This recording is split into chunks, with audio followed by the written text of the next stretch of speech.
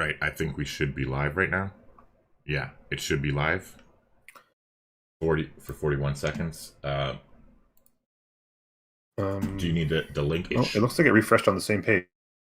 Did it? Like you can hold on.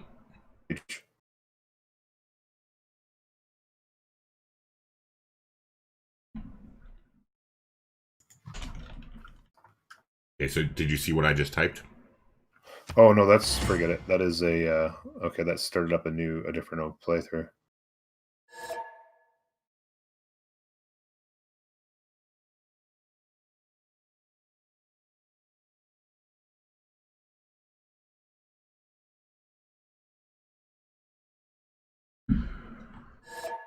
Norma, I think we're waiting on you now in the lobby.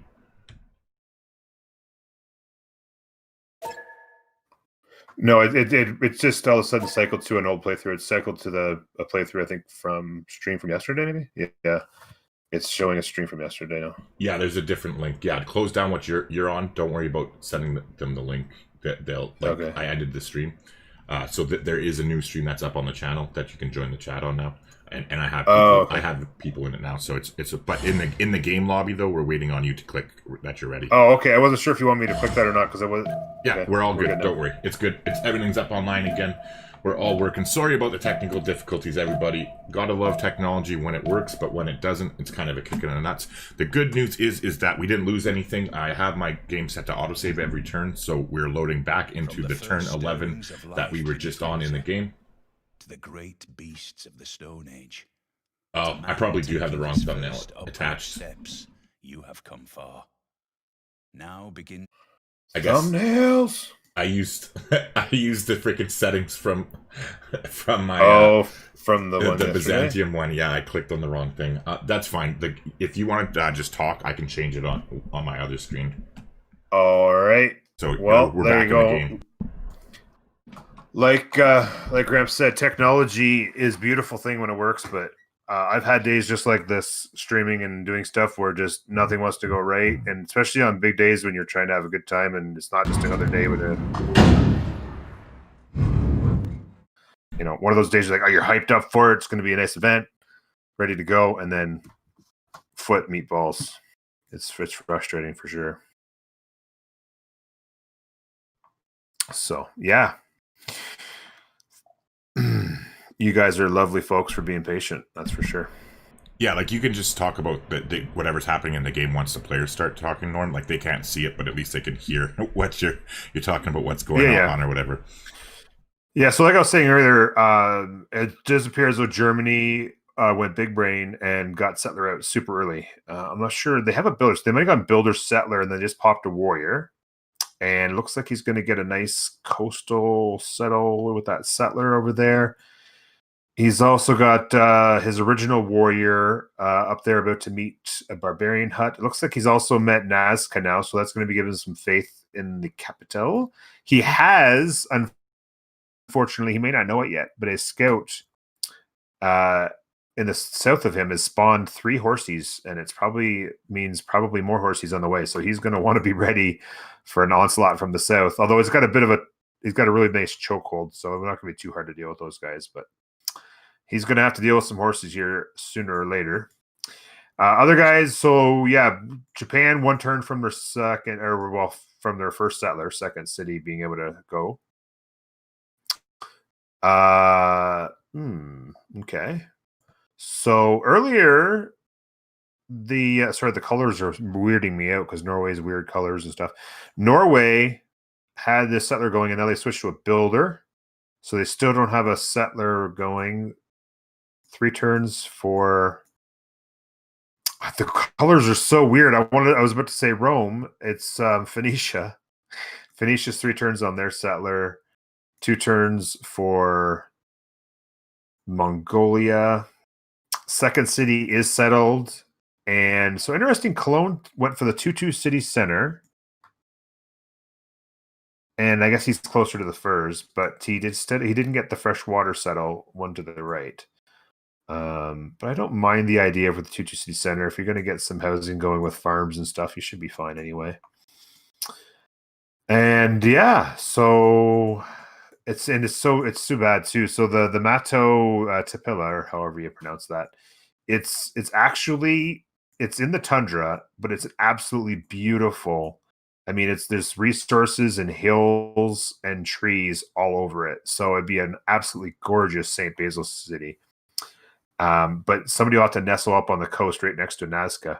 There's actually a volcano near it too, so that could be a beautiful city. If Germany finds it and heads up that coast, they're gonna like what they see. And what else we got here? So Japan settler is out, and they're heading south. They got a warrior down there. They do see a nice little river, or excuse me, a nice river poking out against the coast. So they probably got a nice settle there. And they have met Mitla, so they got some science going in their capital. Nice little bonus on their science. Right now, everybody's got 4 science except for Japan. How does Japan have only 3 science, but they've met Mitla? That doesn't seem to make sense. Technology-wise, I got 3 people going for astrology right now. So there's going to be a release to religion. A couple of people on bronze working. Looks like Norway and Persia for team 2 are looking to go get themselves a religion, as well as Dido looking to go get a religion as well. So there should be 4 religions available, I do believe, right? So we'll see. It looks like they'll probably all get one. We'll see what everybody else does. Stonehenge is out there, I guess, as well. So Viking longship. So it looks as though, unless I'm missing, that is very interesting play on Norway. So earlier, I don't know who's playing Norway. I don't know most of these guys playing, but they stepped away from the opportunity to get a tobacco settle for their first city, and they went and settled the Grasslands Hill and took out a tree, which I questioned. And now they still haven't built a settler, and they're getting a Viking longship going. So they're going to go exploring, and maybe they're hoping to find an early war. But I don't know why I would not want to go get a settler going, and he's about to have a warrior get killed by a barbarian slinger if he's not careful. He has found the Fountain of Youth, I do believe, so maybe that Fountain of Youth will have helped him there.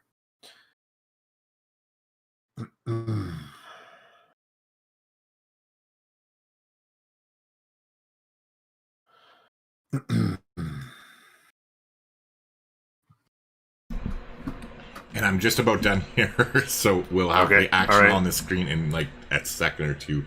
The last thing I'm doing is just putting Norm's information into the description here, and we're good to go. Oh my god. Painful. Yeah, and I don't know. So was there technical problems last week when you played? No, not like really. As far as in the game? No. There were some minor glitches in the game, but nothing some lag, because there's a couple people are complaining about lagginess, and I was just about to type in their chat, like they're gonna have to deal with it because this is we're not restarting. They can just we just can't keep restarting and stuff. Like if it's a little laggy, it's a little laggy. If it's gonna be for everybody. I mean, from the lobby, it looked like at least 2 or 3 of them had yellow and red pings. So maybe they need to get better. Maybe they need to get better internet and stop worrying about the game, I guess. Yeah, don't worry. You can go ahead. Feel free to type whatever you want in there, but I'll address it when. Yeah, no, I'll let you deal with it. It's your community. I don't really know the guys at all, so I don't want to be. But yeah, as far as things go, second settlers have mostly popped for most guys. Looks like Mongolia is going to head their settler over to settle the Delicate Arch, which is going to be a really nice faith boost for him. He's got his warrior over here too. So warrior slinger can deal with and his scout's going to backdoor. I like to call that the banana in the tailpipe move. You put your slinger in a position to get your spearman of the barbarian camp to come out, and then the scout slides in the back door and clears the camp, and that's what he's about to do. The old banana in the tailpipe. And if those of you don't know that reference, you need to go watch some Eddie Murphy movies and also you're too young, so stop. But anyway, it looks like he's gonna clear that barbarian camp, and that settler's gonna go settle Delicate Arch. That's gonna be a super nice boost to his game early on, for sure. Oh my god, yeah. Germany doesn't know it yet, but they got a really serious horse problem going on. A really serious horse problem going on to their south. They're really lucky that there's only a one tile pass past some mountains in the water to get to their capital, and the horses are too stupid to know which direction to go in, but they have a serious problem at the moment. Looks like Kyoto's 2 turns from settling their second city, 1 turn on that Viking longship for Norway, but he doesn't have a second city planned at the moment. Phoenicia's got their Phoenicia's got their settler, and they're going to head out. They're going to have a really nice good growth city going on next to Babylon. But interestingly enough, Tyre is building themselves a Byrene, and so there's going to be a little bit of boat action happening here real soon. Oh, actually, are these guys on the same team? No, they're not. They're not on the same team. So they probably haven't met yet either, and they actually technically share a landmass across the thin land bridge. We're about to get some unique boat action here, folks. Buckle up.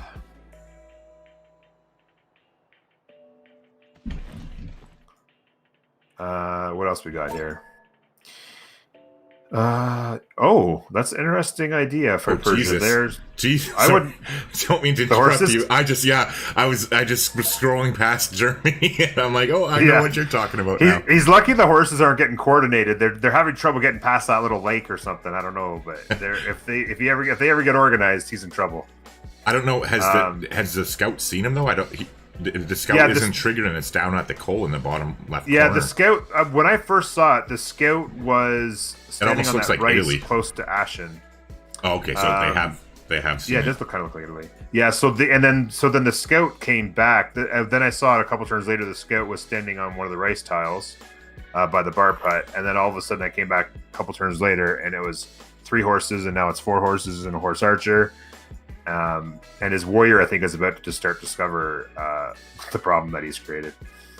Cotton asks, doesn't Celestial Navigation give Phoenicia access to ocean? We're playing with the mods, and I don't think she gets that. I'm not 100% sure. I don't think so, no. I'll go ahead and keep talking, Norm. I'll pull up Civic for anybody here that's in chat, so they'll be able to see whether it's a yes or a no. Yeah, so... interestingly enough, Kyoto's going to settle. Maybe they're going to go 1 more tile. I was going to say, don't settle Grasslands Hill. Please don't settle Grasslands Hill. He just moved up onto Grasslands Hill. He doesn't know it yet, but there's coal in them hills. There's going to miss a lot of production. Hopefully he doesn't settle that. Don't ever settle, please, folks. If you're out there listening, don't settle Grasslands Hill unless it's nothing but Grasslands Hills for days. Settle something else. Yeah, like please. Plains Hills are the exception to the rule because exactly. Plains Hills are great settles. Tutu City Center, absolutely, but Grasslands Hills, you're just giving up a mine and production. Right, and so who were you talking about earlier? Like I was listening when I was setting up the stream and getting everything working again and fixing the titles and the thumbnails and all that. But who were you saying? Was it Norway who was opening up weird? You were talking about? It was just when before we actually left, before you had the crash there. Okay, now they have their settler back on. Everybody was working a settler. So Germany had got their first settler out. Everybody else was working a settler. Then when we came back, he had switched off settler onto builder, and then he went to longship. So he's just now turned 17 in a online speed game, starting his first settler. Yeah, that's a little bit late, I feel. I don't know though, because he apparently has the third most multiplayer experience out of them all.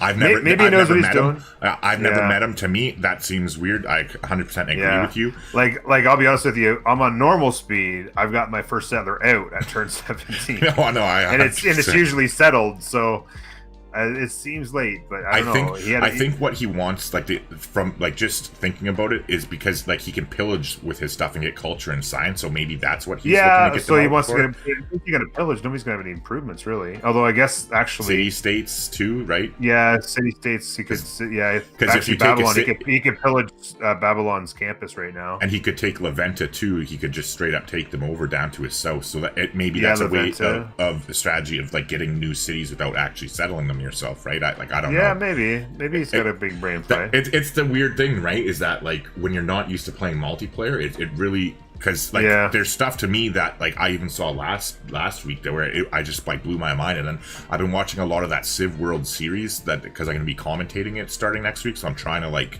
at least get up to speed so I know a little bit of what I'm talking about. And like some of the strategies that I see them do, I like where I'm like, what in the hell are they doing? And then when you see it like come to fruition, because even like I only watched the English ones, obviously, right? But there was this the English caster there. He was commentating on what this guy was doing, right? And he was giving him a hard time, like being like, "Oh, I would have done this, I would have done that." Like he wasn't being too critical, but like he was just like didn't understand it, and like I agreed with what the caster was saying. Like I was like, "Yeah, holy shit," right? And then by like 20 turns later or something, his strategy just like blew up and ended up like having a crazy impact. Yeah.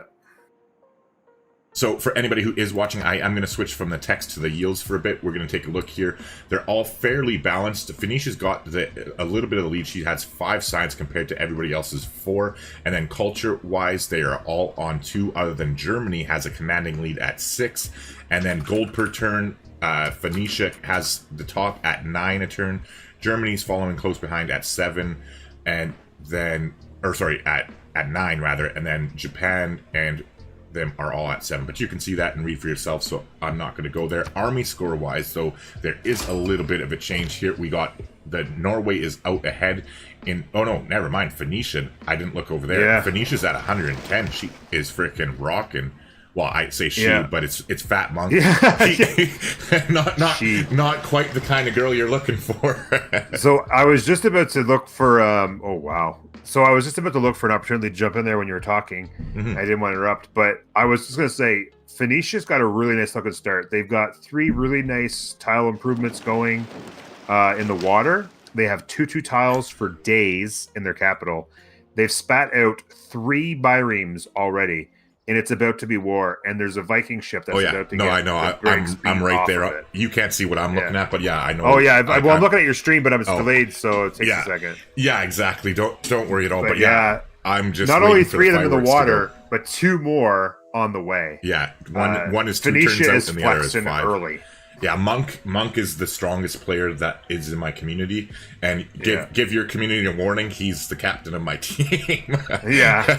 Well, if all things work out, I got some pretty good players on deck, so it's gonna be quite the game. I'm looking really forward to it. Me too. It's gonna be pretty great. Like freaking good. But I tell you right now, like those if they get those 5 ships out in the next 5 turns, oh my god. Norway better look out. They need to get that settler. Oh my god, they switched off the settler too. To another ship. They've gone back to Viking longship. I mean, which is maybe not a terrible idea, but given the if they don't get another city out, they might be out of the game here. Well, that's what I was just going to say, is that they better hope to settle inland if they're going to have a chance at this point. And well, that's the thing. Phoenicia's got the warrior there at their capital too. Like, I don't know if you noticed that. Yeah, I did notice that, and it's and the builder and the like, it's dangerous right now, and that city is vulnerable because it could get hit from 2 sides. Oh, 100%. Like he can actually siege him. That feels bad, man, right there. He did not know when he stepped up on that hill and settled there for whatever reason that he was putting himself in such a bad position. But yeah, I don't know. Like I said, Fat Monk might be feeding early here. It definitely looks that way. So now I want to take a look quickly, because I hadn't really, as far as which civilizations or which teams are kind of close to one another. So these guys are obviously against one another and very close. All right, so and then I noticed that Japan, it wasn't Japan, sorry. It was Germany and Persia. No, it wasn't Germany. I'm almost there. It was Mongolia and Persia who are on opposite teams, I believe. Yeah. Yes, they are. Yeah. Oh, no, wait, no, sorry. Mongolia and Persia are on the same team. Oh, okay. Persia, sorry. I thought you said Phoenicia. So that's Norway's buddy. So they're on the same landmass, but a long ways away from one another. And then quickly, CERN wanted to know about the Pantheon, or the Pantheons.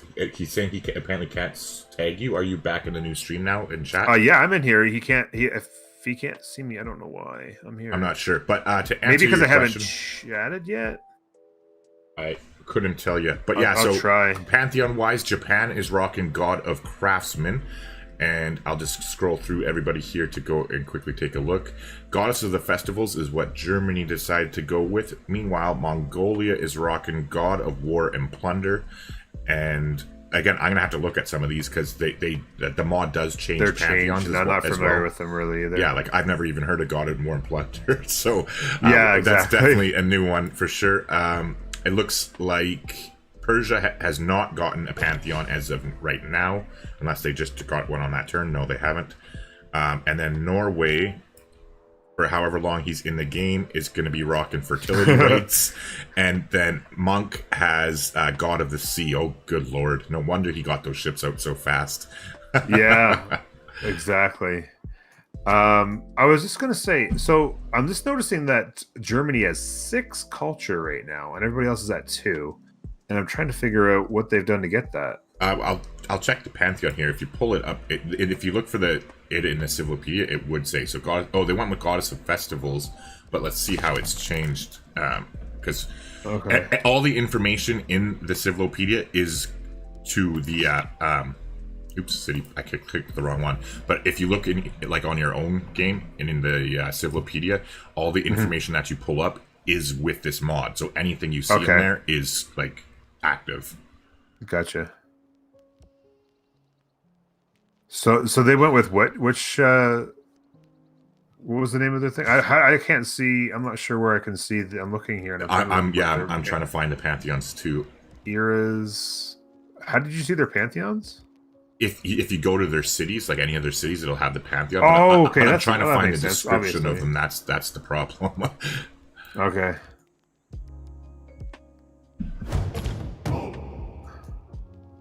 Oh, here we go. Pantheons. Yeah. Where's the list, though?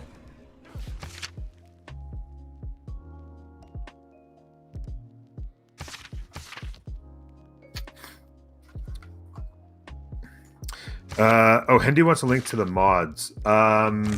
So I have the link. Hendy, give me 1 second. I had the link that Grampz sent me a few days ago to the ones that you're probably going to want to know CERN has lots of experience with it. He says God of War gives +1 great person points to harbors, encampments, and commercials. Rock on. Seeing Hojo a second time in multiplayer reminds me someone asked what was a good Civ to start with, and Trajan was called out. Japan's a good choice too for getting used to district adjacency. Yeah, that's a very, very good point you brought up, because I usually point people, like brand new players, in the direction of Rome for their first game. But yeah, I think everybody points everybody in the direction of Rome for their first. It's like somebody else had my chat. 8 people. Yeah, Rome. You want Rome? Yeah, everybody. He wants Rome. Yeah. List is in the religion tab. All right, thanks, David. I appreciate the heads up. So if we go to the religion tab at the top, but what we're gonna have to do is click on their faces, Norm. Like if you click on the person's face, it goes to their direct view. So let's go. That's how Germany. You do it. Oh, okay. Yeah, like it shuts off and you can just see what they're seeing. But then if you go like that way, we can look through their tech trees as well. Like later in the game once they get further. That's so cool. However, all right. For me, it's just showing working towards a Pantheon. Yeah, so Pantheon Goddess of... Go ahead, Norm, sorry. No, I was going to say, I see Goddess of Festivals now on Germany, but did he say what Goddess of Festivals was?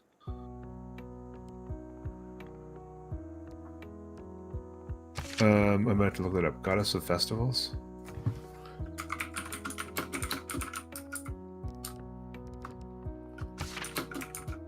Here we go. So in Civilopedia, go to religions, Norm. +1 culture from plantations. Okay. And then in Civilopedia, it's under religions, and then the Pantheon beliefs are all listed, so we can go through them. All right. So Germany has. I just got to check who they have here, so I don't have to look at their view anymore. I can go back to the God mode. But Germany. So Germany is getting their culture from Goddess of the Festivals, which now in this new mod. We'll take a look here. Goddess of the Festivals.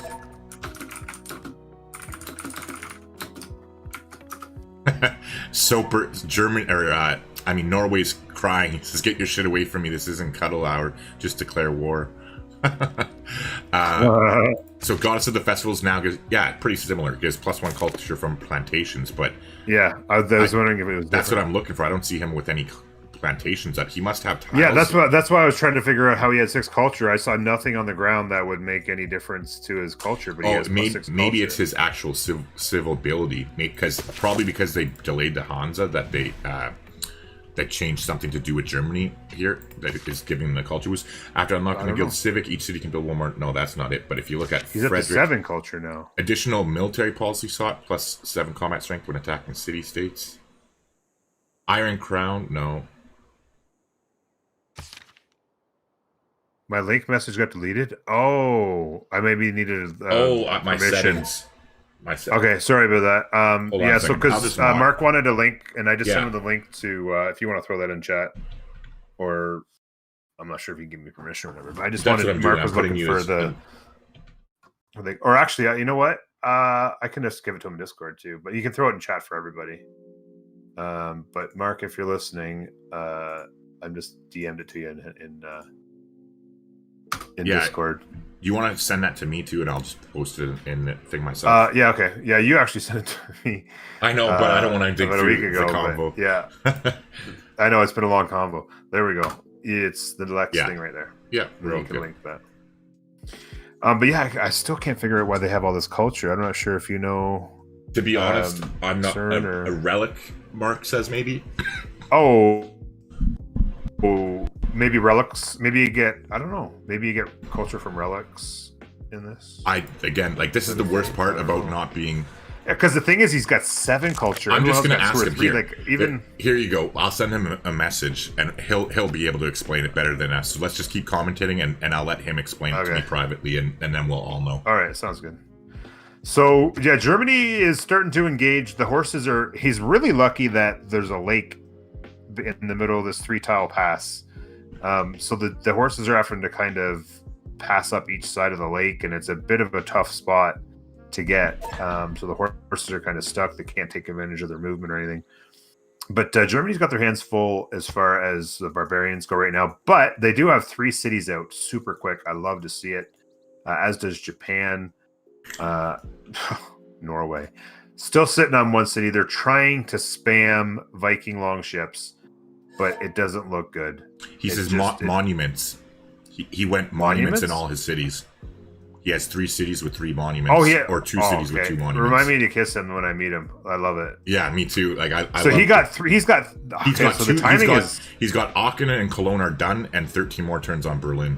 So he's getting 4 culture from his 2 things, and then has 3 naturally. Right. That's that why explains he'd be on par with everybody else otherwise. I hadn't ever seen him throwing a monument up, and I was like, I didn't think he would have time to get a monument up when he's spamming settlers and he's got a trader and a granary going. I'm like, he can't. Does he have?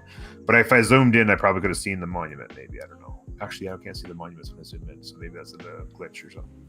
But okay, so there you go. He's got monuments up, and that's huge. Absolutely love that. Early culture is the most valuable thing in the game. Don't let anybody tell you different. But yeah, like I said, Norway, oh boy, things look really bad for them. It doesn't look like Phoenicia's going to let them get away with anything. Really big honestly, I hate to, especially since I don't know these guys. Oh no, it was a big mistake not to get us out of here. As a commentator, you have to be freaking like you gotta be just say it how it is. Like that was an epic mistake, and it's going to cost his team the game probably. Like in most, because with him out, like then it's 3 versus 2. It becomes a 2v3. Yeah, I mean, hopefully the other players. And Germany's off to a good start, so it's going to be rough. But if you go to Norway and just go up 4 tiles to the northeast of their capital, there's an empty plains hill right there, right beside a diamond. There's chops for days, 2 3 tiles, 1 3 tiles.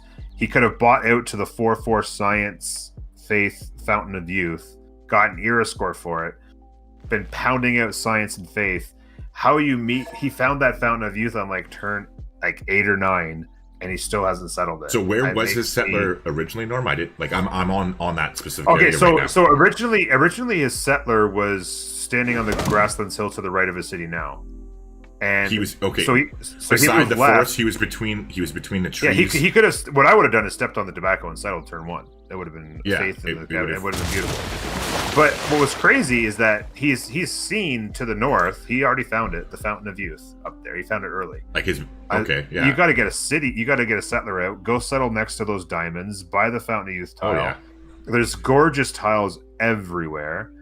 Like it's. I mean, that city would have been absolute mint, and now he's stuck trying to save his life with Viking longships. I don't know. Can we see their policy cards? I wonder if he's got the 100% production towards naval ships going on right now. Let's take a look here and see. I'm not click entirely on sure. him, but yeah, you would click on him. I don't know if in government. And then government, yeah. Yeah, you probably can because I can check. Okay, mine. So he's got discipline, and so he doesn't even have the. He doesn't even have the policy available. maritime. Oh, he does it. It's available. It's right there. Maritime industries, 100%. Yeah, because you get it at free trade. But does he have it slotted in though? He doesn't. It's in there. He does not. He has discipline on right now.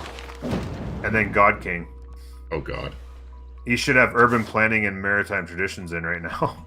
Yeah, you can see that it's available there. So I don't know. He can't even get his. Oh God, it's over. It's gonna be over in 3 turns. I already called it in chat in the game. I'm like rip Soper, but yeah. Sorry, Cotton says it says +1 culture every plantations for festivals Pantheon. So quote me on that. Yeah, don't worry about it, Cotton. We got it figured out. I know there's a little bit of a delay there in the stream, but we figured it out. I asked him. Well, I'm sure you saw it by now, but yeah, I asked him, and he built 2 monuments. So he built a monument in his capital and his second city, and that's how he had it. So taking a look around here, we know, like, basically, I want a rematch on continents. Yeah, so now he's crying and customizing his cities, but I mean, the players freaking voted. It is what it is, right? Like, it's the game. They knew about this ahead of time. But Jesus, look it up at Mongolia, the freaking barbarians. Like, he just has now seen how bad of a problem he has. It's just like Germany and the horses he's not aware of. Well, now he's aware of them. Germany has started to fight his horses, but Mongolia's got the same problem up north. He's got, or to the west, I should say, then immediately to the west and the northwest, he's got 2 camps that have all spawned. He's got 4 warriors and 3 slingers on their way to him at the moment.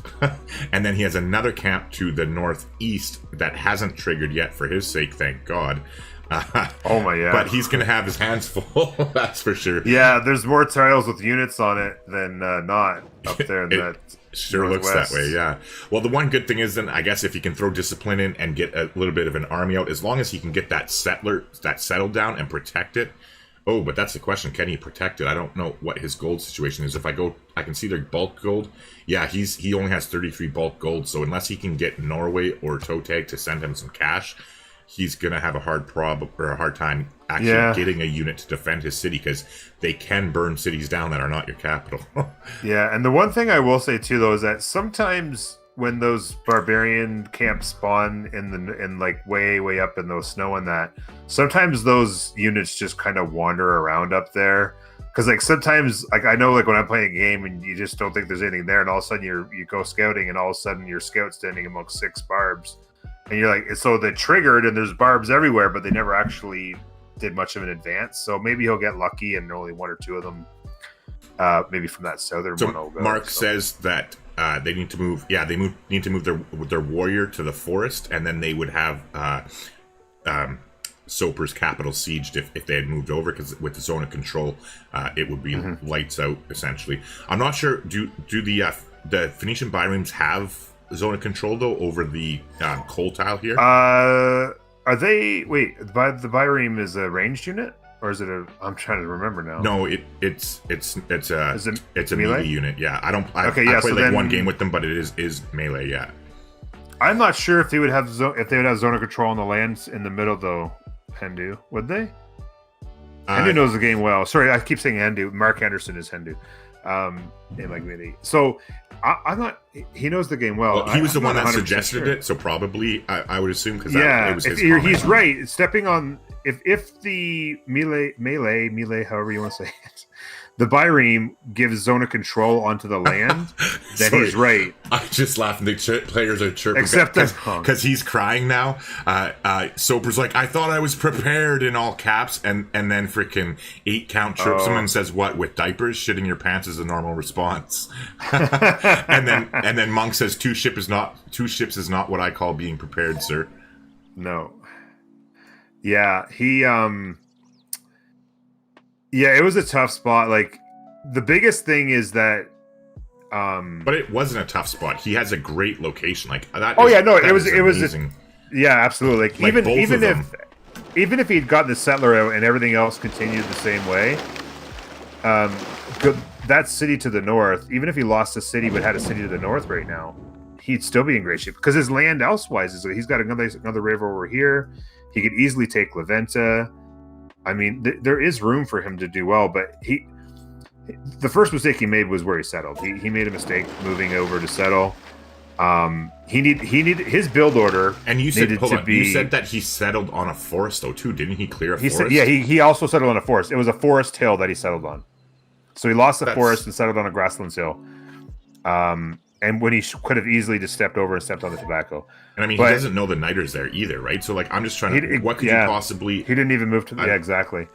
It was unfortunate that he did it that way. But at any rate, even if he had just settled in place, now because he's getting hit from 2 spots, his build order needed to be a scout, then a settler, and then nothing but his Viking longship. Because that's just what he needed to do. Because old Monk was ready to do that. In fact, if you ask old Monk, that was probably his build order. In fact, he probably didn't even go scout because he probably saw that it was small land masses. Yeah, exactly. So he probably was like, why bother with the scout? He might have even gone like straight settler. Builders. He might have gone builder settler, and then he was straight into those Byremes. And it's lights out already. He's got, how many does he have now? He's got like 8 of them. Yeah, I'm not sure. They must be funneling him money. Would be my guess, because we don't afford see it. that. They're probably funneling him money to afford it. Because like they're only making decent amount of money, and if you look to the score tab, like on your Normul8or observing thing there, if you go up to score, you see their total money and yield. It shows their by turn. He is at 0, and they're pretty well close to 0. So yeah, Lustaba, Japan's funneling him money. Funneling him money to do that. He may just have to, depending on how rich everybody is, he may have to delete some of these units. That's a lot. I don't know what the early cost on those are. Maybe only 1 or 2 gold, but it's over, ladies and gentlemen.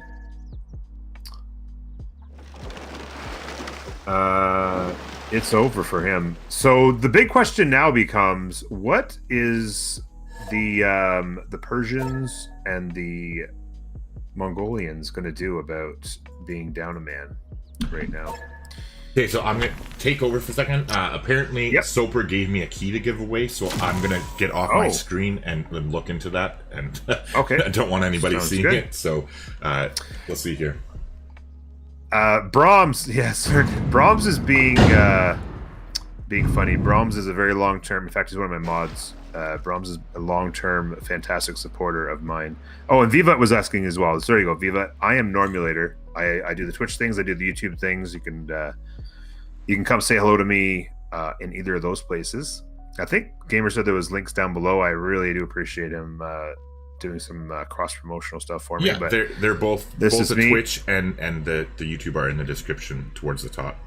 Yeah, so yeah, I think I've got 3 or 4 people in chat now because Mark Henderson's one of my guys. Oh, Kevin Curry's here as well. Kevin, how you doing? Okay, so there's good news. Hold on to interrupt quickly. The good news is because I had last week I gave away 2 copies of the new Frontier Pass on Steam. And one of the people who I gave it to, apparently the computer, they checked the settings. They haven't used the key yet, apparently, and their computer isn't good enough to run it. So I might be able to give that away. I'm going to check to see if the key is still active, though. And then apparently we do have another key from the player who just got his ass kicked. So we appreciate the jester, but I got to look into that. But anyways, continue on. I just thought I'd let you know. Yeah, no worries. So yeah, it's great to see all of my guys coming out to support as well. Brahms, I think Moondoggy might be lurking about, and then Mark Henderson, and good to see, as always, Kevin Curry is in the house as well. Thank you for being here, guys. It means a lot to get some friendly, well, not friendly, everyone, they're all friendly faces here. Familiar faces, I guess, is the word I'm looking for. Oh, and here you can see, I don't know if you guys haven't seen it yet, but in a classy style, Fat Monk has renamed the former capital city of Norway, Sorry, Norway. And he's getting ready to work building a Kothon in there. He's got a Kothon going in his second city as well. Yeah, I mean, Fat Monk knew what he was doing. And take notes, ladies and gentlemen. He knew what he was doing. I don't know what he's... So what... I'll tell you right now. So this is what I was going to say. I wanted to kind of transition and say, okay, what is Mongolia and Persia going to do? Because Mongolia and Persia are some strong civs. They're probably wishing they hadn't probably wishing they hadn't remapped, because they certainly would do a lot better off with their military strength on a more continent-y kind of a map. But I was just going to say, they just saw Fat Monk beat the brakes off Norway with a whole boatload of boats. So they better be getting ready to have a naval battle, or else they will be facing the same repercussions. Now, I will say, looking here, let's look at the wrong person. It looks like Germany. Oh wait, no, Germany. There's a friend too. Who am I looking for? Mongolia. Mongolia has settled 3 coastal cities. So that's, although only one of them can be hit from 2 tiles, so that's not too bad. They have bigger problems with barbarians at the moment. And Persia down here has settled 2 cities. So Persia's in big trouble. Persia, I was going to mention this earlier, and I forgot. I haven't got an absolute clue in my life what they were thinking with that city setup that they did. But they are literally about to get surrounded by 5. They can get hit from 5 water tiles on a buy. Oh my god, that Susa is going to be absolutely melted. And then Pascarad, their capital. And that's it. They don't have another settler out, so they're sitting on 2 cities, and neither one of them is very defensible from the water. They do have a couple of they have a couple of galleys, but they need to rush city walls is what they need to do. Like, they if they don't get the need catapults to defend themselves, they're going to be just as fucked as they went. Yeah, exactly. They have galleys, but there's 2 harbors going up right now. Maybe they're going to try and build a navy to compete. I don't know how long Fat Monk's going to be able to afford that giant navy, so maybe there's hope there. But yeah, Mongolia and Persia have got their work cut out for them to make this. Especially now in Mongolia, those barbs from the north. Those barbs are descending. They're here. They're ready to play.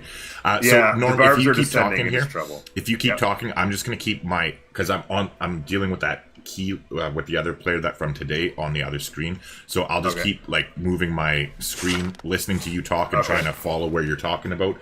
But I'm going to be just trying to get that set up so we can, because this is going to be a short game. I want to do the giveaways as quickly as we can here. Exactly. I'll get caught up in chat real quick then. Casey, don't worry. There's unfriendly faces lurking too. Well, Casey, I appreciate it. Always nice to see an unfriendly face as well. Cotton. Does Dido have Kothons in both cities? So, yes, they got a Kothon up real quick. Dido did, and in their capital, and then in their other city, they have 2 turns from a Kothon, and in Sorry, Norway, the city they just took over, they're 1 turn from a Kothon. So they'll have Kothons in all 3 cities. So that'll be some gold income right there. In fact, the one is going to be a +4. Sorry, Norway is going to be a +4 Kothon, and it'll be +3 in Byblos. And I just realized it's a +5 Kothon in Tyree. That you could not have asked for a better spawn. You literally could not have asked for a better spawn. They must have been just tickle pink when he saw that, because he's got 4 2/2 tiles on land surrounding his city in the first ring, and then he had a perfect +5. +5 harbor, Kothon, in his capital, including a pearl and 2 crabs. He's got tons of gold to work in the water. And he actually has another crab. He has another crab to the south. So he's working right now. He's pop 3. So he's going to be working all the boats. He's got 223, 223, 221 with Faith working in the water. If he can ever get his population up, he's got 4 2-2 tiles to work on land. Not that the game's going to get that far, I don't think. But he's also got coal. Sorry, who were you asking about? Quick or talking about? No, I was talking about Kothon. Okay, Kothon. I'm talking about Phoenicia still. Okay, Phoenicia. I thought you switched off a tier. Keep going. Never mind. I apologize. Yeah, and then they don't know it yet, but in the second ring, this is actually you almost think they created this map as a cheat. In the second ring, you won't probably ever see it, or he probably won't ever see it. But Phoenicia has, in 5 straight tiles around the outside of their city in the second ring, oil in the water, aluminum, coal, uranium, and niter on 5 straight tiles, all the way around the second ring of its city. And if you continue that, because the 2 crab and the pearls and then a fish, almost every tile, there's only 2 tiles in their second ring that doesn't have a resource on it, and 5 of them are strategic resources. Holy cow, that is a broken spawn right there, and they used it well too. That is absolutely insane. And I still, every time I scroll over Fountain of Youth, I cry, because there should be a city on that thing. They really should mine that diamonds, work the gold, work the science, work the faith. What else did I miss in chat here? Can Persia be hit by anyone, or are they in their own sea? Persia? Let me scroll over to Persia here. I'm still trying to get used to where people are on that. Yeah, so Persia is in huge trouble. The Phoenicia doesn't know it yet, but they have 2 cities. One of them could be hit from 2 tiles. Pasco, their capital, can be hit from 2 tiles from the water. But they settled a second city out on a peninsula where it can be hit literally from 5 sides in the water. Absolutely insane. Miguel says, and the horses. Did I miss the horses as well? All right, and I'm back here. I got. Oh yeah, and the horses in the first tile as well. Yeah, there's also, they don't know it, horses on the first ring, but the second ring, literally, without skipping, second ring going clockwise: fish, pearl, crab, oil, aluminum, coal, uranium, niter, nothing, crab, nothing. That's their second ring, and one of those nothings is a Plains Hill. So it's broken. And also they settled a 4th city now, LPQI, and they got a Kothon going first thing in that as well. The one thing he's doing well, so I'm not going to complain about. I would probably try and get a monument up. He's actually got the lowest culture on the map. He obviously isn't too concerned about it, but and I guess if he's ready to beat everyone's brakes off, it shouldn't be. But yeah. Oh, hey, Michael, thank you. I don't know why the notification didn't pop up, but Michael just became a channel member, so I appreciate the support, man. Oh, I had the stream alerts turned off from when I muted myself, sorry. But yeah, thank you, Michael, I appreciate that. Definitely not necessary, but I do appreciate it all the same.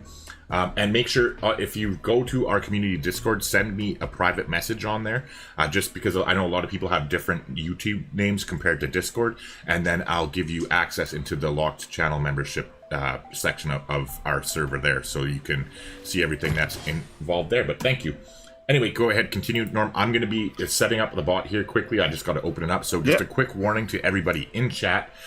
Starting 2 minutes from now, don't spam, don't use all caps, or you will get timed out and warned. I haven't had a chance to alter the settings of it, so it's basically the basic Nightbot settings, and from our experience with him last week, he's a little grouchy, so just be careful. But when we do start the giveaway here, and we're going to do it shortly because I don't think this game is going to last long, I'll explain all the rules. There are literally no conditions other than you have to temporarily subscribe to my channel. You can unsubscribe directly after the draw. It's just part of the bot software that you have to be a subscriber of the channel. So a free subscriber, like just click the red button, and then you can unsubscribe immediately after the draw is over, but you have to subscribe and be here live in the channel at the time of the giveaway.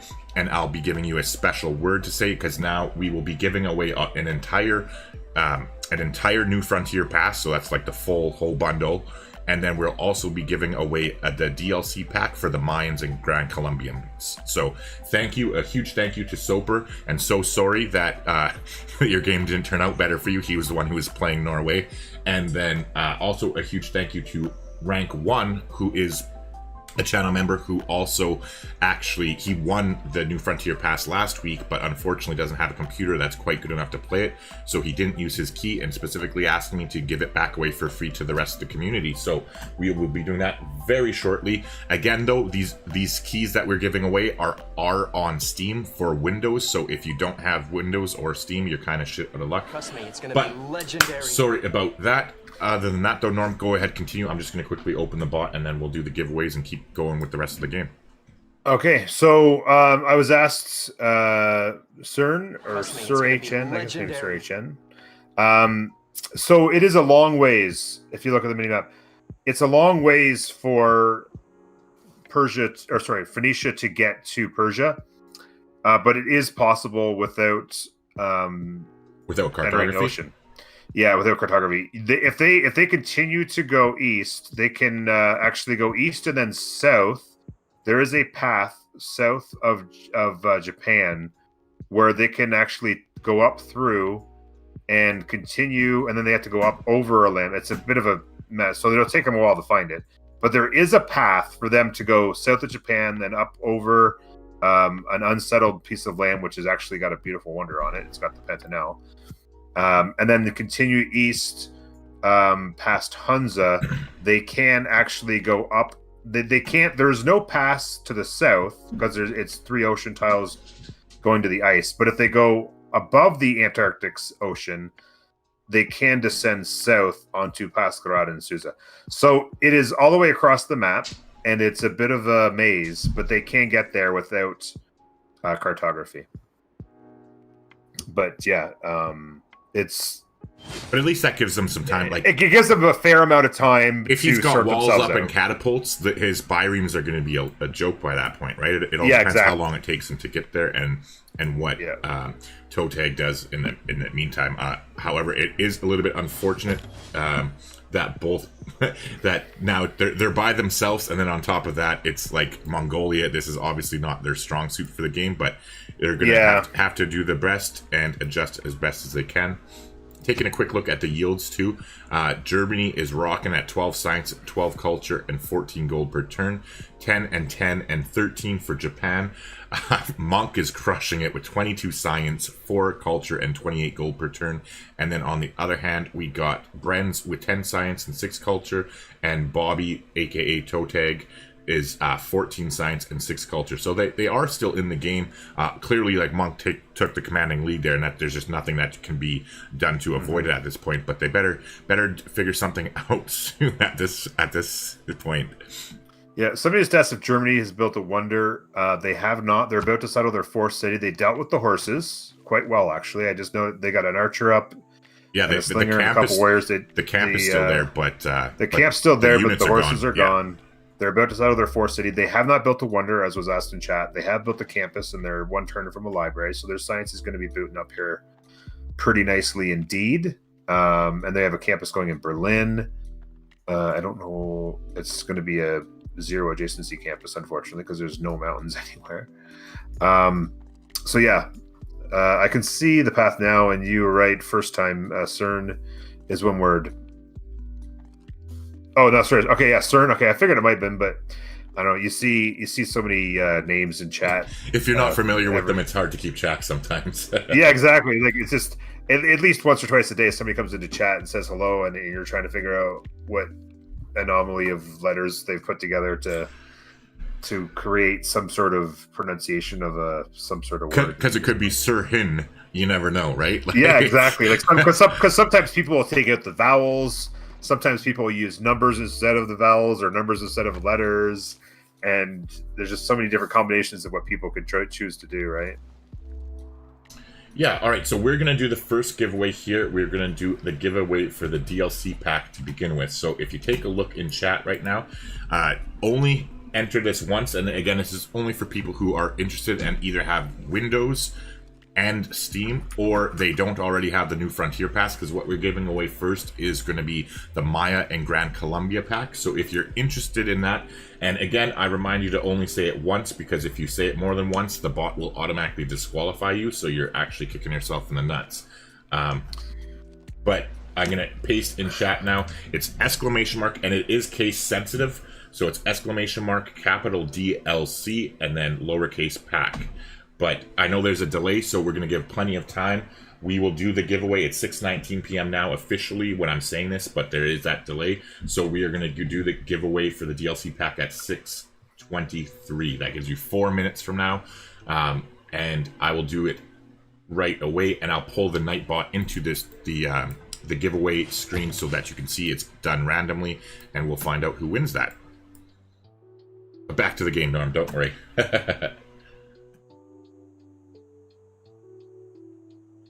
Are you still with me, Norm? Yeah, sorry about that. I was just doing worries. some side tasks. And, no worries at all. I just wanted to make sure that the technology wasn't added again. But yeah, don't worry. You do your thing. I can keep talking. It's you've been talking more than me at this point. Fat Monk continues to flex. That 326 military strength. They've flexed across the bay, actually the Gulf of Hammamet, and they've smashed the crap out of Vatican City. So rip the Vatican. I wasn't sure. I wasn't sure how political to get there. Yeah, just like I was just rip the Pope. I was going to say rip the Catholics. I was like rip the Pope or something. But, hey, don't worry. It's all good here. So there you go. And they've also gone north to settle a city in Beruta. So they are expanding very quickly to the islands around them. Yeah, they have that. Their ability is nerfed, but it still is a presence. It's still not bad. Yeah, they're another 25%, and he's spamming another settler from Tyree, so he'll be up to 5, 6. That'll be 7 cities he's got going. I'm not sure where his boats have gone. If he's discovered, that's too far away. He's got a couple over at Vatican City, and he has most of them on the coastline by Bilbo's and Babylon there. By Babylon, yeah. And just because I couldn't remember how far to the east that beautiful island with Pantheon was, but he won't have discovered that yet. Yeah, on one of his settles there, Beruta too, he has a barbarian camp that he's going to have to clear out. Otherwise, that city won't be long for this world. It's gonna be legendary. Yeah. He probably doesn't know that there's I think the first warrior just came into his view. Yeah, and the thing is that I'm pretty sure that Barbarian Hut was probably triggered by Zanzibar, so they probably don't know where Beruta is. Although the one warrior is there, I'm not sure how the communication works with barbarians. If one warrior finds it, the communication. I'm not sure what the inner workings of AI. I could probably ask Carl that. I'd be curious, but yeah, I'm so jealous of you and GM about that though. Like having Carl in your stream so regularly, that's awesome. That he's involved. It is great, and he's such a great dude, and he's become a really good friend. I literally almost every day we private DM on Discord about he asked me a question.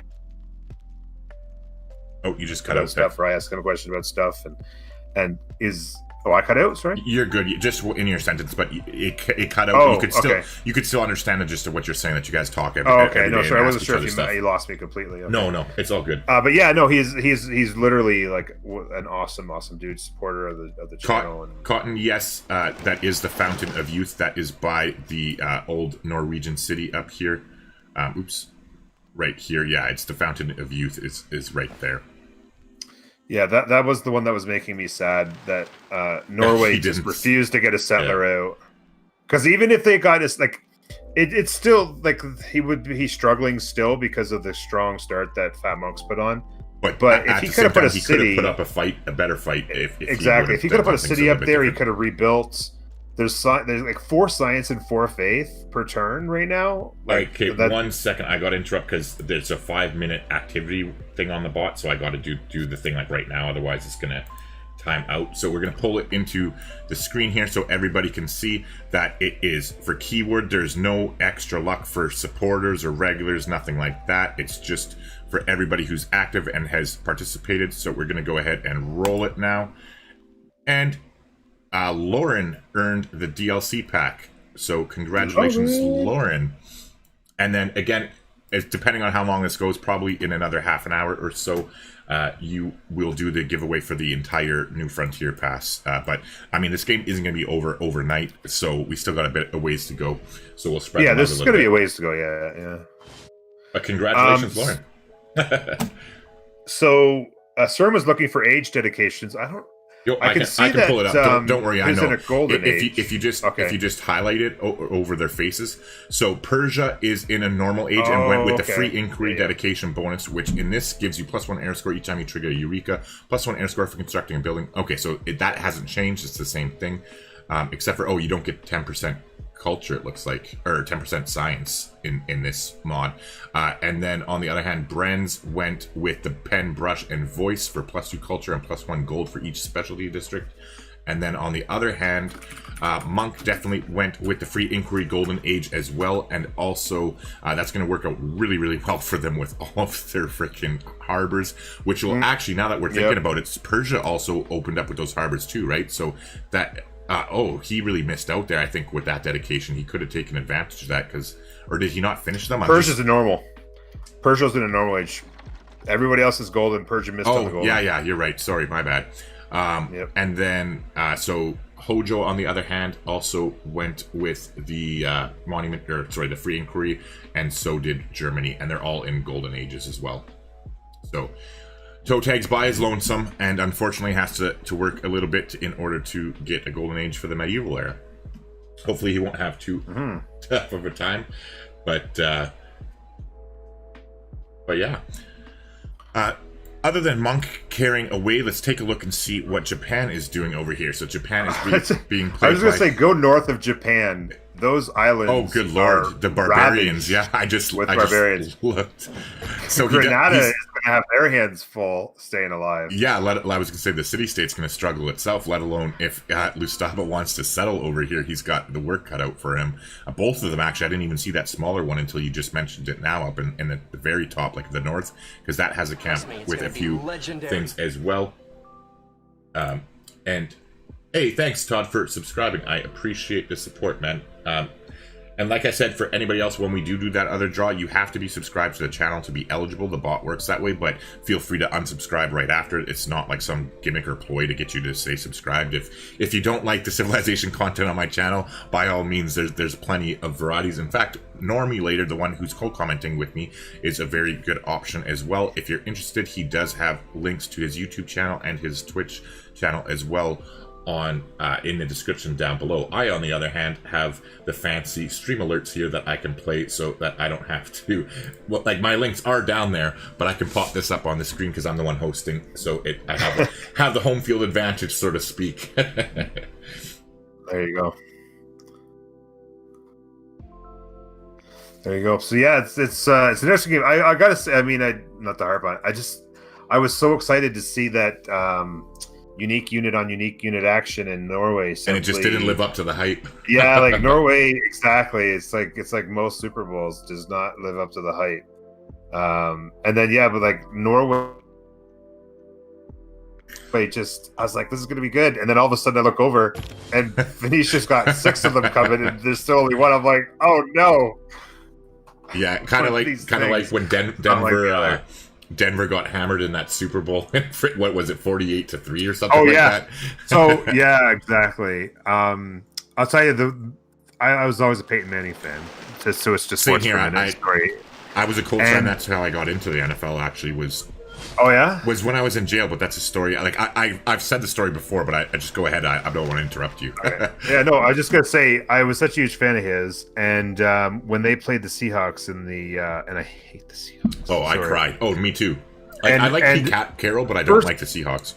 Yeah, first play of the game, the snap goes. Well, the first play of the game was the kickoff, and they screwed it up, and they ended up having to I don't remember exactly what yard line. They were on their own 5-yard line or something. And then the first play from scrimmage of the game, the center snaps the ball straight over Peyton Manning's head and through the end zone. And I'm like, oh my God, this is going to be a disaster. And sure enough, somehow, some way, I don't know if it was that play that just destroyed the confidence, just everything the confidence, fell apart. just the mojo, like they're just like, oh my God, what just happened? But like the whole game, I had this gut feeling 2 plays into the game. I'm like, this is going to be a freaking disaster. Oh well, never mind and that. Sure enough, let alone they when been so good. Let alone when frickin' the Colts actually won their Super Bowl. Like, I was frickin' already, like, pretty drunk before the game even started. But literally, so right before the kickoff, you know this, you said, if you're a Manning fan, right? Right before the kickoff, I'm like, oh, I better go get more beer. I was going to go grab a couple so I didn't have to, like, leave the game and go to the fridge. So I'm literally in the other room, and all I hear, because I had a big speaker system and everything at the time, just the crowd erupt. And I'm like, run back in there, and I see it when Hester ran the kickoff back there to start the game. I'm like, oh my God, and my heart just sunk. I like, thought for sure we were done, and then we ended up winning it there, but yeah, that was actually a pretty good game too. Sparrow says Gamer Grampz hitting my sore spots as a Broncos fan. I liked if you're old enough, John Elway back in the day quite a bit, and I enjoyed. I've seen footage of him, but like I've seen because I have access to you're not quite old the enough, old right? stuff, but yeah, that was before my time. Like I came in basically. I'll quickly tell the story here, but hold on. Neckbreaker also says the both of us have so much content or so much work that nobody can see all our content. Yeah, nobody has enough time in a day. Like frickin', there's a lot of shit between our 2 channels. But yeah, the funny thing is, like, so like I always liked playing football when I was younger, but I never really got into it too much, like not professionally, but sorry, I mean like recreationally, as in like organized leagues. And I definitely didn't watch it in like on TV at all. Like as growing up as a Canadian, you're Canadian as well. Hockey is like everything, right? But then I kind of grew out of that when I hit my teen years. But then I ended up going to jail, and like. So, like, when I say jail, it was like a young offender facility. I got arrested just before my 18th birthday. But anyways, the funny thing is, so my whole introduction to football, and now I like live for football, like, right? I was basically running a dorm or whatever, and every Sunday the young offenders control what is on the TV, right? So the guards would bribe me to give me extra food so that I would put the football games on, and then obviously I was stuck watching them too, right? Because I wanted the food, and then that's how I got into it. So like I got into it when the Colts and it was the playoffs or whatever, when the Colts and the Patriots, one of the years where the Patriots beat us out. But that was my first taste of it, and then ever since then I've been hooked, and like now I just it's all I live for. Well, other than my daughter, I should put the little asterisk there. Doesn't really. My daughter. Yeah, my daughter too. Yeah, She's good stuff. Yeah. But yeah, so like ever since then, I've been a huge fan. So it was just like I think probably 2004, I think, when I first started watching. But like I've gone back since now that I do. Yeah, like I go back much. to the Joe Montana days in the 49ers. So yeah, that's how old I am. I've seen some good stuff. So I was just gonna say, just to jump back to the game real quick, so for sure. For everybody who's not sports ball fans out there. Yeah, most of my chat does like football as well, so we are in good company. The latest victim to fall to Fat Monk will be the Hattusans. They are getting their breaks beat off, and that'll be a free campus for them as well. Campus is built, and it's actually a +2 campus at the very least because it's sitting next to a reef. So Hattusa, the latest victim of Fat Monk. And I'm just trying to look. Still, every time I scroll by Fountain of Youth, it makes me so sad that nobody settled that yet. But anyway, and it's still not settled. Even Monk hasn't grabbed it. No, he hasn't. He has a set it builder up there, though. He has a builder there now. He has a builder heading up there, so he may. I think he has might a have settler just coming seen out of Byblos right now. So that might be if he's a smarter player, I think he might be. He's probably heading there with that one. Yeah, my guess is he's probably going to head straight there right now. He is just because he's got a builder waiting there. He's got a builder waiting there. So yeah, he's definitely going to go straight there. And that builder's already ready to improve the tiles. He's got one build left on it. So my guess is he's going to get the diamonds up right away and go from there. But yeah, definitely this game is looking. I mean, even if you just look at the scores, I mean, even if you eliminated Germany and made it 2v2, Japan and Phoenicia are beating the brakes off of them still.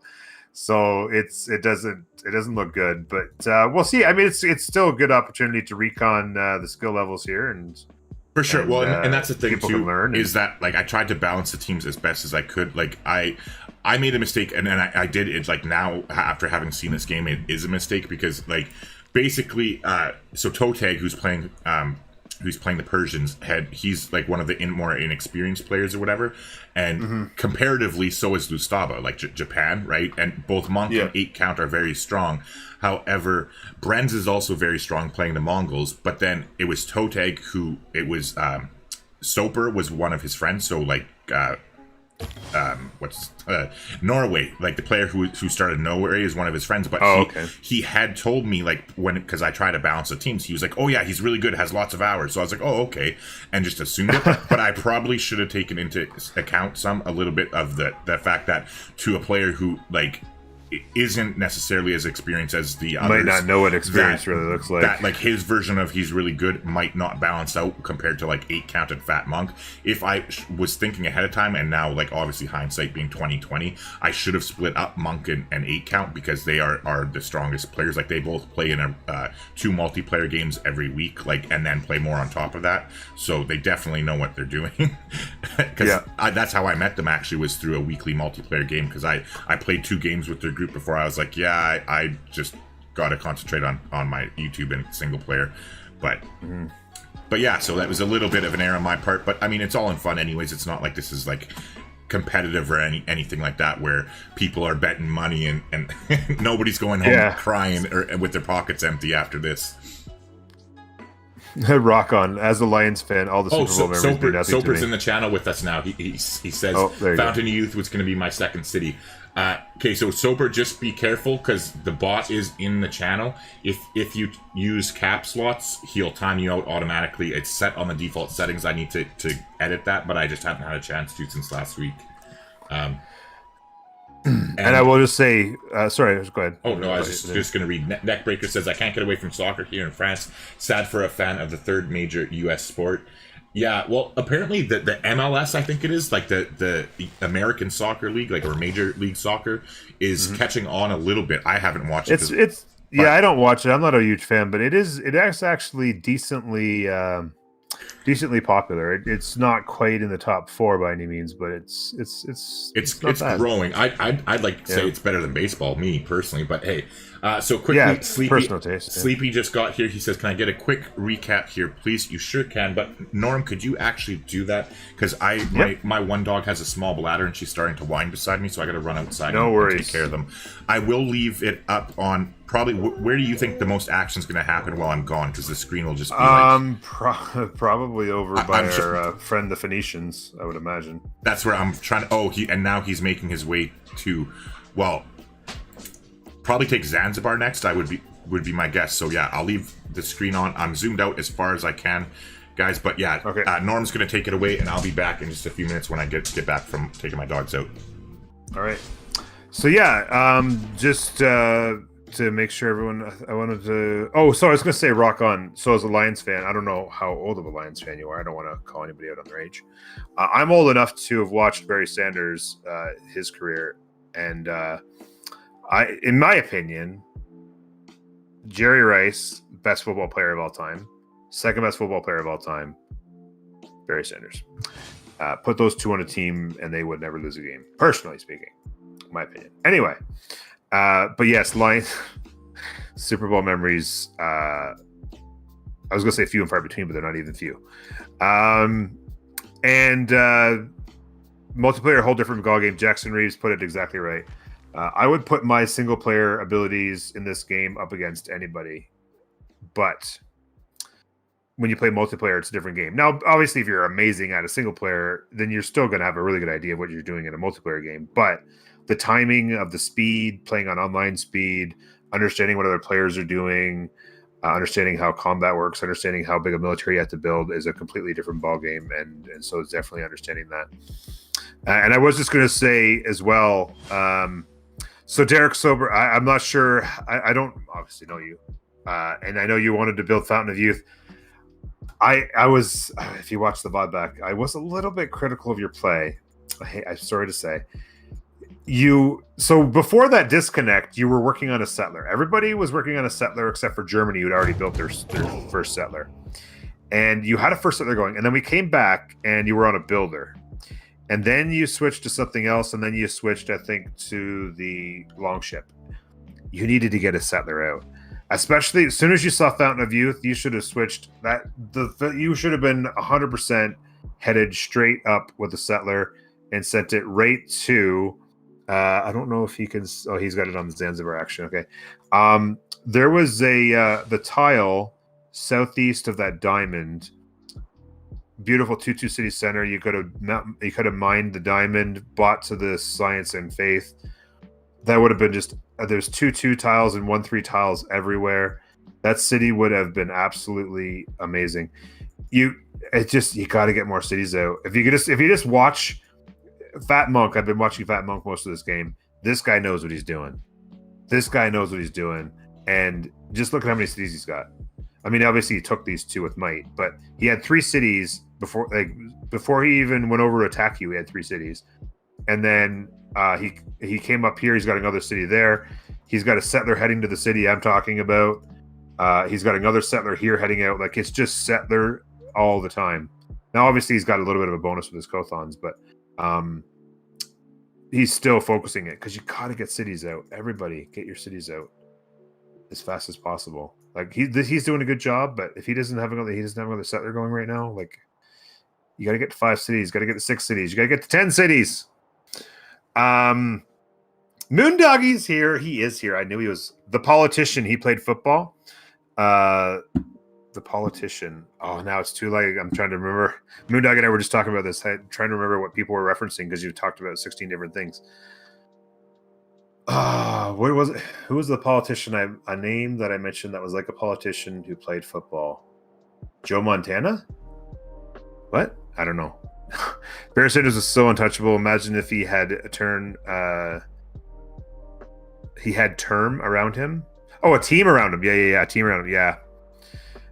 Bernie Sanders, not Barry. Oh, that's what it was. Barry, not Bernie. There you go.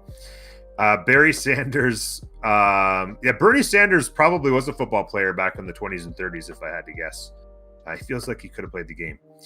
No, but seriously, folks. Barry Sanders, unbelievable. Some of the work that he did on the football field was unbelievable. The old gridiron, if you will. Hard to take away from Barry Sanders. Oh yeah, just watch just watch the highlight reels. That's all you got to do. Just go on. You're on YouTube right now. When the stream's over, you don't want to interrupt us. Just Google Barry Sanders in YouTube, or not Google. Don't even Google. Just go into YouTube, go into search bar, search Barry Sanders, and highlights will come up. Just watch them for like 5 minutes, and you know what I'm talking about. It's unbelievable. It'll blow your mind. It'll change your life. Barry's the reason you love football. Same age as Grampz, more or less. Never got old watching him run. Oh God, never. It could never get old watching him run. It was just his everything he did was so smooth. Like changing directions, lifting his legs up, hurdling. He'd still stay in the same speed. Juking to the left, juking to the right. Everything he did was always his body was still at the same pace at all times. It was insane. Don't forget to at me if you want me to read it. I'm trying to flip through chat here. Yes, Moondoggy, thank you for being here. You're like the 5th or 6th person that showed up from my community to come say hello. Not to mention potential lurkers, and there's a number of people obviously who know me on the YouTube side. That's the one thing I was going to say too. For those of you in here who may happen to already subscribe to me on YouTube and watch my content, it's so much harder to know the names of YouTube subscribers. Obviously, when I'm on Twitch and I'm reading people in chat all day, every day, it's easier to get used to knowing names versus I don't actually get a pop-up every time somebody subscribes to my channel. So even seeing the names sometimes. So it's harder for me to know. So some of you in chat might be like, how come he's not saying he knows me or whatever? If you're a subscriber to my channel and you watch the content, I really appreciate it. You're all stars for doing so. Terrell Davis. So Sparrow. So speaking of Terrell, I was actually going to talk about when he brought up the Broncos, and I was mentioning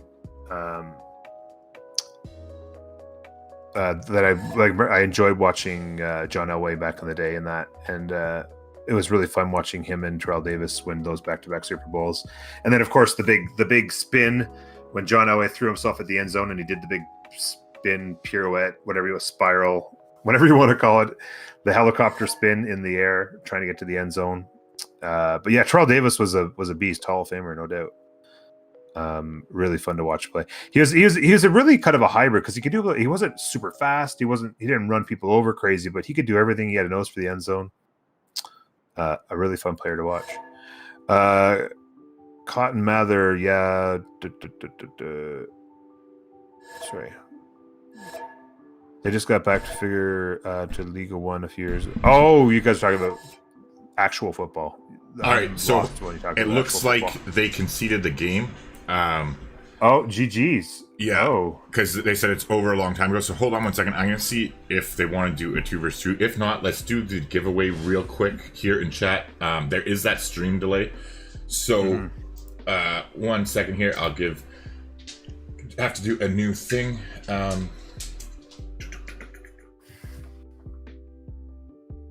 Yeah, because actually, you know what? It's already 6:43. I'm going to want to do some editing and stuff like that, so we will let it go here, but we'll do the giveaway quickly before we go.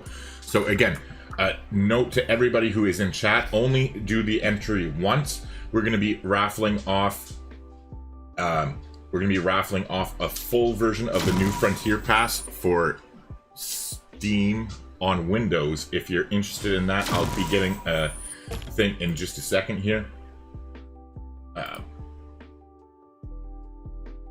I just gotta set it up on the bot, that's all.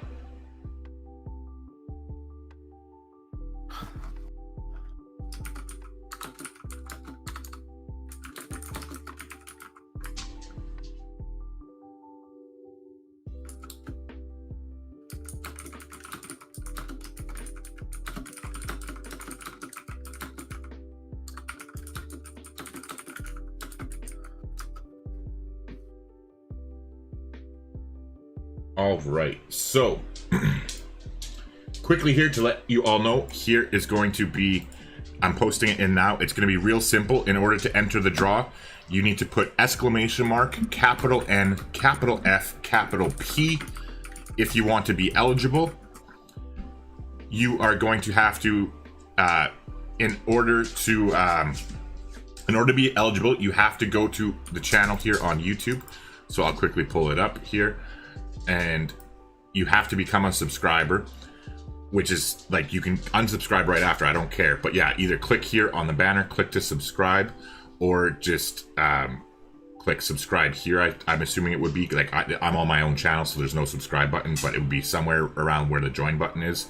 But yeah, so make sure you subscribe, and then make sure that you type in exclamation mark NFP, but be careful, only do it once. Mang says, can a person re-gift the pass if we already have it? A friend is being too cheap to buy it, and yes, you can afford it. Mang, that's a very good question. Yes, you can. Everybody is more than willing to participate who would ever like to get their hands on the new Frontier Pass. Exclamation mark NFP, all capital, in order to be eligible. I'm going to give it until 6:48, and then we are going to be doing the draw.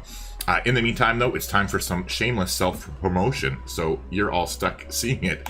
But basically, here's the channel, Gamer Grampz. I'm on YouTube. I also just recently started on Twitch. Meanwhile, Normul8or, who's here, also has a YouTube channel and Twitch channel.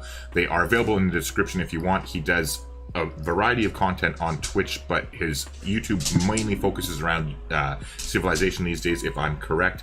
But anyways, with my channel specifically, most of my channel focuses all around tip videos and help videos, helping beginners get better faster, as the banner suggests there. And then just recently, because I have such a big foundation of tip videos and help videos and stuff that are focused on like early to mid game content, now I've started expanding more, and like I have like over 60 videos planned for the next 3 months, and they all, well, the vast majority of them anyway, I should say, will focus around mid game, like mid to advanced level techniques, and then DD survival strategies as well, for the people who have reached the deity difficulty level and are looking for tips on how to play it more efficiently. Speaking of Normul8or, though, he plays exactly like I do. I like to min-max and be very efficient in my games, and I always try to win my games in under 200 turns. I'm pretty sure, Norm, you feel the same way, but I'll let you talk about yourself for a minute, and it'll literally be a minute or two, and then we'll do the giveaway. Yeah. So yeah, like you said, I love grinding out the min maxing, and it's not for everybody. I say this to my community all the time. It's not for everybody to like grind out every last little detail. So for some people, it feels like work to do that, and if that's the case, play at whatever difficulty you want and enjoy the game however you want. Yeah, exactly. Because I'll tell you, and I say this all the time. Like I said, before I started streaming and playing Civ 6, in previous Civ games, I used to play on just Prince or King or whatever, just a general normal difficulty, and just have fun. You build your cities, you build your wonders, not really think too much or worry too much about how hard the game was. Just enjoy it and hit next turn, because you come home from work, you just want to relax, right?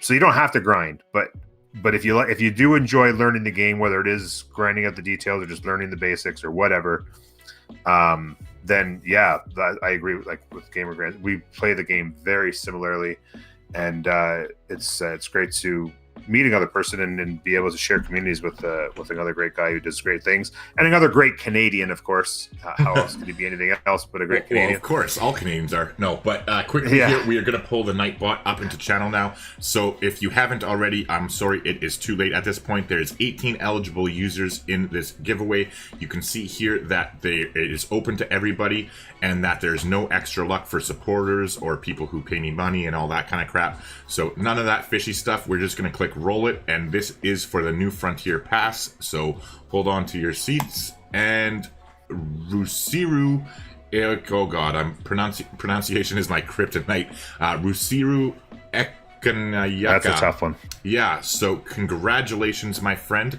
You have won the pass. In order to get the keys to either of those, so this goes for Lauren too, who I just saw you a second ago. You are still in chat, Lauren.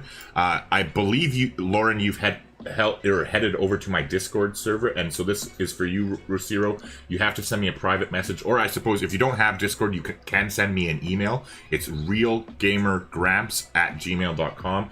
But otherwise, I'm just going to quickly open up my Discord server here, and I'll throw a link in chat where you can grab that.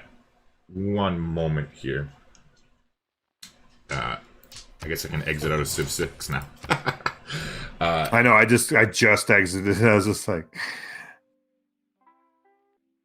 but yeah, congratulations to both of you. Just 1 second here. I'll throw the Discord link in chat. It's free to join. There's no money involved at all. Like, just message me on there or email me at realgamergramps@gmail.com. But yeah, the Discord community here is ...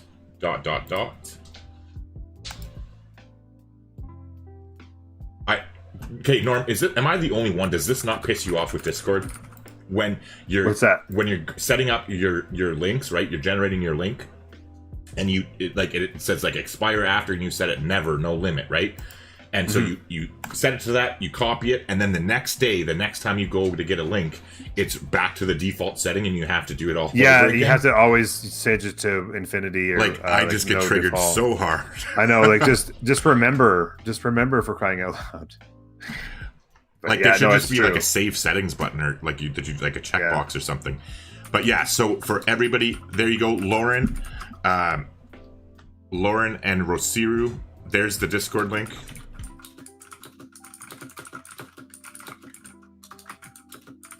And then for somebody else asked a question too. I didn't see it. I saw it, but I didn't get a chance to answer it. Sparrow asked me if I'm doing the golf stream next week. Yes, Sparrow, I will be starting that on Monday at 4 p.m. Eastern on the Twitch channel. I apologize. I know I was supposed to do it yesterday, but I've been struggling with sleep the last couple days, and with everything else going on, I just had too much on my plate. So I had to kind of pull the pin on that, but we are doing it on Monday. Like I said, it's my mental health. Most people who watch me know that I struggle with anxiety and depression and stuff, so I gotta watch that sometimes. And sometimes I don't get to function at the level that I would like to, and when I don't sleep, it really compounds that. So it was just something I had to do for myself, because to me, to be completely honest, as much as I love Twitch, YouTube is where my audience is, right? Where like Norm's kind of the opposite. He has a huge Twitch audience and he has a smaller YouTube audience, even though it has been growing lately, and congratulations on that, by the way. But so for me, obviously, I prioritized putting content onto YouTube over doing it on Twitch, just because it's like, that's where everybody is for me, right? So it made more sense to do it that way, and I had to kind of just like I said, pick what I thought was the priority, and that's kind of what made my mind up about that. But other than that, Miguel asked which is my email. I'll put it in chat here. You don't have to capitalize it like I'm doing right now. It's just realgamergramps@gmail.com. And if you're ever not sure about it, you can just go to the About page on the YouTube channel, and it's listed there. If you click like business email or something, it's listed there for you too. But anyways, other than that though, a huge thank you to Norm for hanging out with us here and co-casting. To let you know, if you guys haven't heard, we are looking to do this next Saturday, except for it's going to be a little bit different. What I've gone ahead and done is I reached out to a few of the different Civ creators out there, so Normul8or's first up to bat. But what we're going to be doing is we're going to have a 4 versus 4 community battle. So Norm is getting a team of 4 players together from his community, and I have my team set from my community, and then our teams are going to play each other head to head next week, and me and Norm are going to commentate, co-cast the game just like we did this week here. Hopefully the game will be a little bit more competitive. Fingers crossed anyways. I don't think that's going to be a problem. I know that he has a big community as well, and a lot of people in it, so I'm pretty sure that it should be a good game. And then so we'll be doing it for at least 4 hours, like a minimum, and then at the 4-hour mark the players are going to take a break, and then they're going to vote to whether one team wants to concede like we did here today when that team gave up, or if they want to keep playing until the bitter end then, or if not, they can vote to resume the game the following Saturday, just because so many people in our communities play are across the world and have different time zones and stuff. So that way, and not to mention too, we streamed for 8 hours last Saturday. That game took forever. It was epic, but it did take a long time. So we just put that in there for the players' benefit more than anything else, really, as well as our own sanity, I guess, Norm. Yeah, well, no, exactly, and it's just like you said, I asked my guys that I've been asking here. I said, minimum 4-hour commitment. If you can't make it, I understand, but don't jump in and then tell me that you got to go move furniture for your mom in an hour or whatever. But I said for minimum of 4 hours. Maybe as many as 6, depending on if everybody's having a good time and everybody wants to continue, you can go. But, at the time, 6 hours, especially when you're just commentating. It's one thing if you're playing and commentating, but when you're not even playing the game, you're just nothing but talking and commentating. 6 hours is plenty. And even for playing the game intensely on an online speed. Yeah, I don't think versus game. I honestly don't think that it will last that long, one way or the other. I think like that game, because say Fat Monk is a perfect example. You saw him play today, right? He knows what he's doing. He's been playing for years multiplayer, and he has said in all his multiplayer games, the game that he played last week was the most exciting and down to the last minute. It literally came down to a matter of turns. If the team who won, and I won't give it away in case you haven't seen it, it is up on the channel for anybody who does want to go watch it. But the team who won the game, and if they didn't win the game on the turn that they won the game, the other team would have won the game 3 turns later. That's how close it was. And it rickshawed back and forth because Monk took a commanding lead in the early game there. He was the Mayans in that game.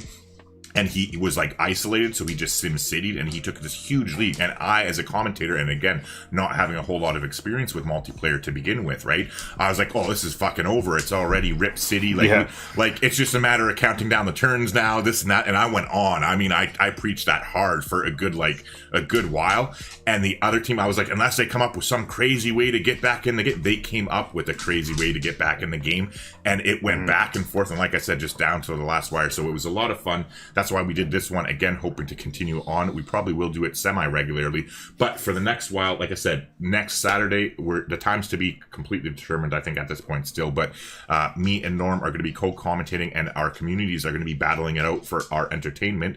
And then whenever that game wraps up with Norm, the next up to bat is I will be doing the exact same thing on the following Saturday. Whenever our game wraps up here with Norm, we'll be doing another content creator battle. So the next person is going to be Peppermint Butler, and he has his team of 4 players ready to go. And again, it's going to be the same thing. My team is going to play his team while me and Peppermint co-commentate together, and then again, rinse and repeat. Whenever that game ends up, the following week, I'll be doing 100 games. 100 games is in your community as well, right? Normulator, you know what I'm talking about? Yeah, Pepper and Butler as well. They're both subscribers to my channel, yeah. Yeah, exactly. So both great guys, and so that he's the third up to bat. And then after that, I'll probably just go back to doing my own community for like games kind of thing in order. Because it seems to be a lot of fun and everybody seems to be enjoying it. Like this game obviously was a little bit of a letdown, but I mean they can't all be freaking epic, right? We do our best, exactly. and it is sometimes hard to balance the skill of it. I do my best, but like I said, it was my fault that I should have taken into consideration like who was recommending or who was saying, oh yeah, my friend is really really good, because that's all perspective too, right? Like nothing against Soper, like I don't mean to insult you by any means, but just like there is different skill ranges, right? And so the other team was kind of stacked, like not only with their choices, the way it worked out, but that is all random, by the way. Like that we do the drafts randomly. And on that note, thank you, Norm, for that link. It was freaking awesome that to the random drafter thing there that you sent me. Mm-hmm. Yep. Yeah, that was freaking a blessing from God for sure. In chat, Neckbreaker says, I might try to join a multiplayer game at some point, and what time do they start usually, and is it only on Saturdays? Neckbreaker, so far, yes, it is only on Saturdays, because Sundays, if you know anything about me, are dedicated to football. I do not do anything internet-related other than get drunk and watch, well, drunk, not necessarily every Sunday, but still, I relax and watch football every single Sunday, and that's like basically the whole day is a write-off as far as I'm concerned. However, at some point, the times that they start fluctuate based on whichever players are playing that week. We look at all their time zones, and then we kind of form a consensus and trying to find a sweet spot for everybody. Like, for instance, last week we started at 2 p.m., I believe, off the top of my head, whereas today we're supposed to start at 3:30 before we ran into those technical difficulties. So again, that's kind of fluctuate, but if you're in Neckbreaker, I think you are, because I'm pretty sure I recognize your name from the Discord. It's all arranged in the Discord community. Anybody who's playing, we have a private channel where we arrange everything, and then I make the announcements afterwards. And then Vivit over here, he says, I won't give it away in case you haven't watched it, and proceeds to give it away. No, hey, Vivit, I did not say who won that game, or which team or anything like that. I said it came down to the last minute, and whatever team did win, the other team would have won 3 turns later. So no, I did not spoil it. Thank you very much. But anyways, but yeah, that is about it, I think, unless Norm has anything else he wants to add. No, I'm good. It was, like I said, it wasn't a barn burner by any means, but it was still fun to come say hello to your community and meet some new people, and just kind of even just try, almost like a dry run, just to try and figure out how this works, and for sure be able to use the mod and see how it looks like. And it's fun. It's kind of cool to broadcast, and it really is. It's commentate and be able to overlook, and it actually is quite a bit of fun. So that's why, like, I'm excited. I couldn't believe, like, when I got reached out there, and freaking like the Civ World Cup Series event organizer reached out and asked me to start commentating. So I'm a little bit nervous, to be completely honest. Like I'm doing it. So I'm doing it next week. Like the day, like I have a long day. Jinx, go lay down. Yeah. The day that it sounds like fun. The day that we have, like next Saturday, that night or the Sunday after, I am going to be streaming my first official game for them. So I'm a little bit nervous about it, because like I need to really dig deep into that patch and know what I'm talking about, because I don't want to make an ass of myself when I'm doing something like significant like that. Like around my community is one thing, but like when I have to carry a game and cast all by myself, and like there's a bunch of people who are like, multiplayer experts and are like freaking right into like all like into that whole scene where I'm not. I'm a little bit worried about it. The event organizer did reassure me that they're like, don't worry, like a lot of our casters are in the same boat as you, and like they couldn't like hold a candle up to the people that they're playing. But like from watching the Civ World Cup Series now, because like I've been trying to like familiarize myself with it as best as I can, it's freaking insane some of the strategies they have, and the talent roster. Oh my god! There's a couple of them that are actually pseudo members. They hang out in my stream sometimes. Okay. That they play at night, and I often watch them when they're streaming, and I'm not. just to kind of watch their multiplayer side, and then they kind of watch me for single player side. But they're very good. It's a completely different kind of game. There's completely different levels of strategy that they use that I don't understand as well. So I kind of feel for you, but at the same time, I'm excited for you because that would be an amazing opportunity, and that's fantastic that they reached out to you, and I hope you have a good time with that because that'll be really good.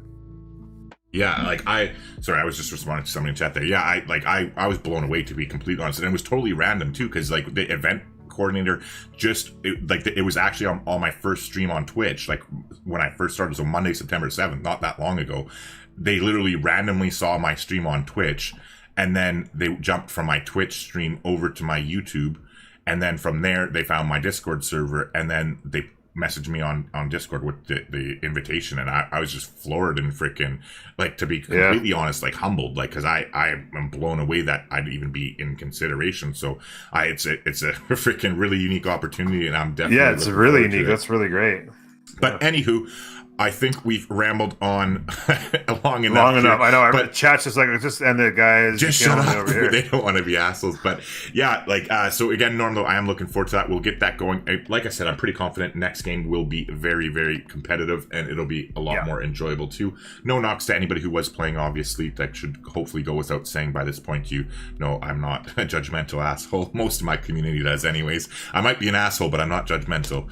But anyways, thanks again, Norm. I really do appreciate you. I appreciate the offer, and I'm looking forward to next week there. So without any further ado, everybody have themselves a great day. For my personal audience, though, just a quick heads up here.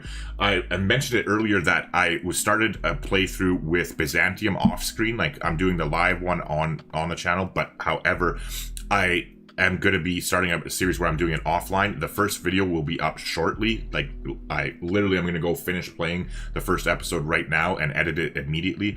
And I'm going to set it to premiere live tonight. I'm not sure the time. It'll depend on how long it takes me to edit it.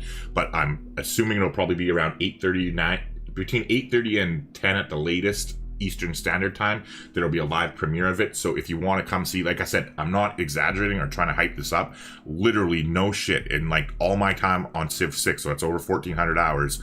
This is by far the best start that I've ever gotten. Like, it's just completely random. And you can see, because like I was so tired that I stopped filming. Like, as soon as I saw how crazy good this start was, I was like, no, that's it. Just, I saved it and I was like, I'm gonna start playing fresh when I have like my head collected and all that.